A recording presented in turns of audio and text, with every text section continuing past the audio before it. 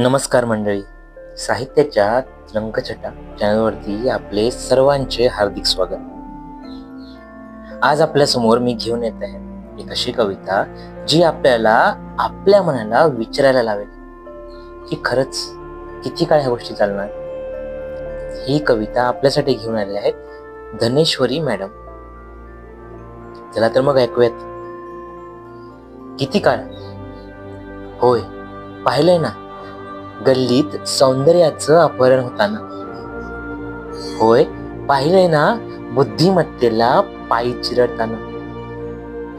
काल पाहिलंय, आज पाहतोय, उद्याही पाहिल, पण किती काळ ते अनुत्तरित राहील. सौंदर्याच्या तालावरती रोजचाच तो नाद, तोच तो देहविक्री अन उपभोगण्याचा विसंवाद. ज्ञान मंदिरातला दिवा रोजच विझलेला, बुद्धीचा पुजारी रिकाम्या पोटी निजलेला. ही तर शोकांतिका, हाच तर खरा शाप. बाह्य रूपाच्या भजनात हरपला ज्ञानाचा बाप. मग कोणत्या विकासाची गाथा गातो हा समाज, जिथे ना ज्ञानाची भूक, फक्त रूपाचा माज.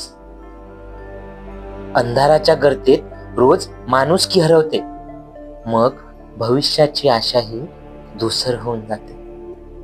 केवळ चकाकी पाहून मनातला ओलावा वाळतो, अन बुद्धिजीवी माणूस रोजच संवाद टाळतो.